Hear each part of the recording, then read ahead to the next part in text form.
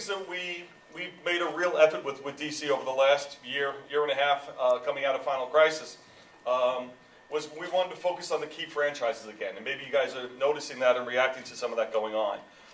We really identified certain things about DC Comics and really focused on things about DC Comics. We looked at what we believed to be the cornerstones of the DC universe. We looked at Superman, and that's one of the reasons why we went and started to create the World of New Krypton story, and everything that's going to be leading into basically into 2010 with that storyline. And we're pretty excited about the way it's been built, but more importantly, what's coming down the pike. We've made the changes with Batman, which hopefully everybody's reading along. Batman and Robin. Yeah. And you know, we've been talking about this one for a while, and for us, with the introduction of Dick Grayson, and I feel it's the introduction of Dick Grayson as Batman because, you know, people could say Prodigal was the first time that he put on the costume, but this is the first time he's actually really taken over the role and made it his own. That's one of the things that we wanted to do with Batman. He said, you know, it's Tim Drake, but he's not in the Robin costume, but it's still Tim Drake, and that was key to what was going on and how these stories were built. Hey, thanks for making it. Superman arrives. Okay. One of the things that we looked at when we built those books is that we said, okay, it's Dick Grayson as Batman, so we're just not going to tell Batman stories as they were told before. We got a new person inside the costume, and we really wanted to explore the types of personalities, the types of stories, how it is different. And I think that Grant and Judd and soon Tony Daniel have all done a fabulous job grabbing onto that and really making a different feel book, because that's what it's all about. We talk about the characters. You know, it goes back to when I first made the mistake of letting people know that I actually really wanted to kill Nightwing. You know, and really, not that it was a mistake to kill him, it's just a mistake to tell you guys. One of the things that we did after that, or I did, is we went to conventions and panels like this and asked everybody what was so great about Dick Grayson. Why did you react so strongly about the reason of us trying to kill him? And then it started to come back. And it wasn't so much about how much they were loving a particular Nightwing story at that moment, or there's these great things that they thought were coming down the pipeline. It's that everybody felt like they grew up with Dick Grayson. Everybody felt like they were there when he first became Robin, and they watched him grow up along with you as a fan. And you felt that sense of, you know, kinship with the character. And that's why they cared so much about him. So when we heard that level of discussion taking place, we said, you know what? Let's take him to the next step. And that's actually how the whole story got started with Dick Grayson taking over the Batman suit. But it was from conversations and things like this, the panels that we do, because we hear what is people reacting to, and then you build out the stories from that. But I've been pretty excited by that or how that all's been working. I'll give you a little information behind the scenes, so please don't spread it around. This is just for you guys, okay? Don't send it down below the border. The way we're working it right now is that we have the series rolling out, and I think we go 1 through 5, 1 through 6. We get through December, and we're actually building in a skip month in the month of January because there's a special stunt tied into Blackest Night that I can't tease about. But then we wrap up the series back in March. And hopefully, if there's still a DC universe, there's going to be some great stuff taking place after that. Can't get too far ahead of ourselves, but you know, but stay tuned for Blackest Justice League, Blackest Justice Society, and just you know what? We'll steal any idea possible. But we have some great things going on. The 3 miniseries. As much as we're excited about Blackest Night, we are excited about the 3 miniseries. And the Blackest Night Batman, the Blackest Night Superman, and the Blackest Night Titans, once have all started.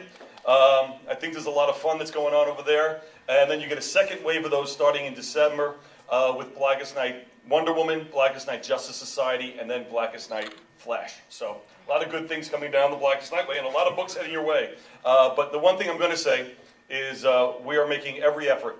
And I mean this wholeheartedly. We're making every effort to make every book feel important, make every book feel like it matters, and more importantly, don't feel like it's just repeating the same theme over and over. There's a lot of great stuff and a lot of great characters, and each one is handling the story a little differently that's unique to their own series.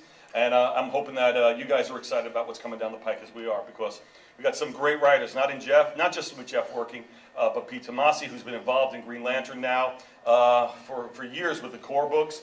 You also have James Robinson getting involved right now, and he's also taking place with more of the books there. Greg Ruck is going to be doing Blackest Night Wonder Woman. We got J.T. Kroll, so we have so many guys that's taking place. And I'm happy to say that the events and the books tied into Blackest Night are in very, very good hands. Next one up we're going to talk about, though, is Wonder Woman. Wonder Woman, where's my Wonder Woman guy? He's here. There he is.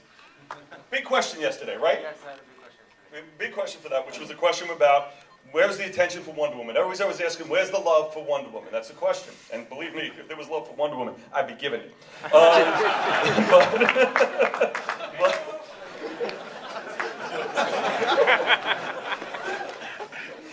That really slipped out. Sorry, guys.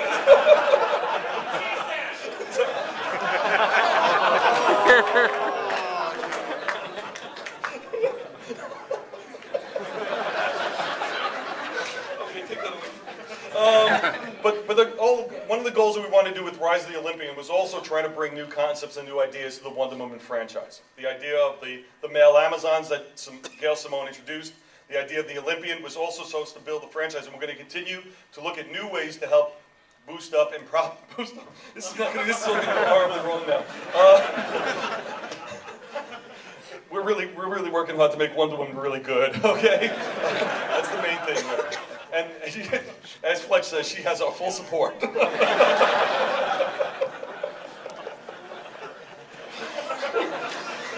Okay.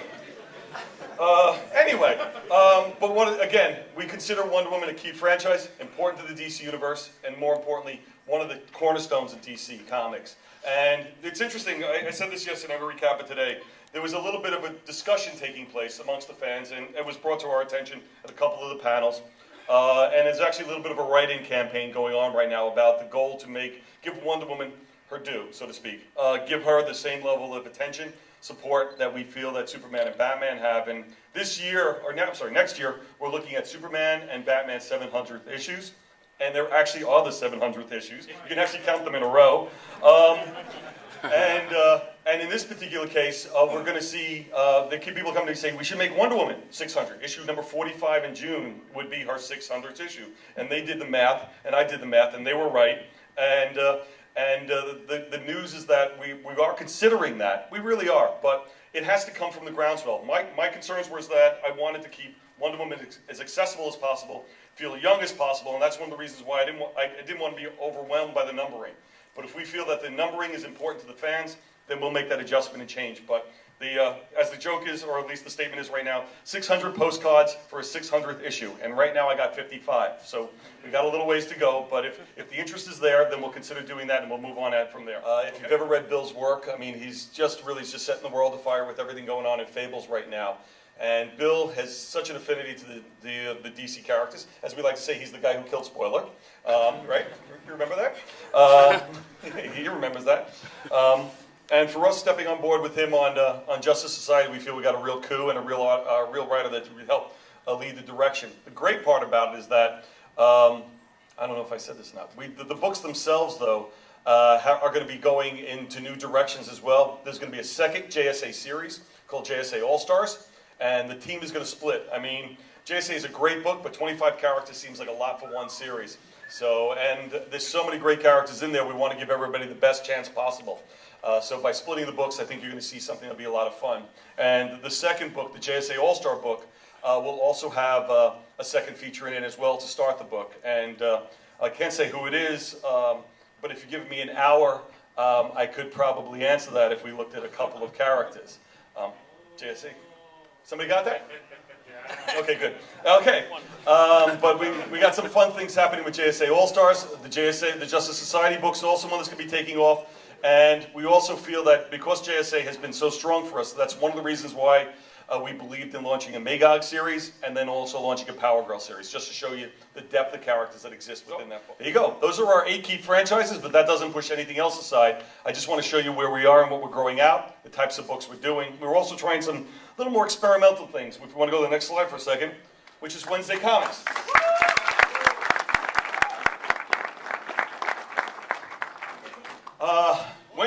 Wednesday Comics, the person who basically is almost solely responsible for pulling this all together is our senior art director, Mark Chiarello.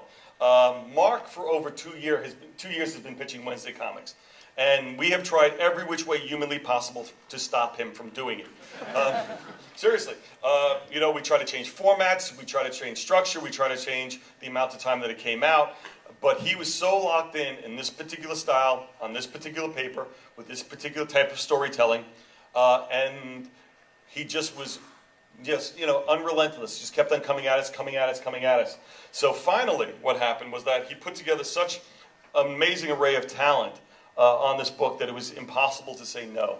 And again, we weren't sure about anybody on how the reaction was, but the reaction to this has been pretty strong for us, and actually pretty amazing, just how people have just embraced the whole thing, and it's been a lot of fun. And just from a personal standpoint, Mark brought me in at the very last minute when somebody else dropped out. It's always makes you feel important. It's just been a pleasure for me to work with these guys and be part of this project as well.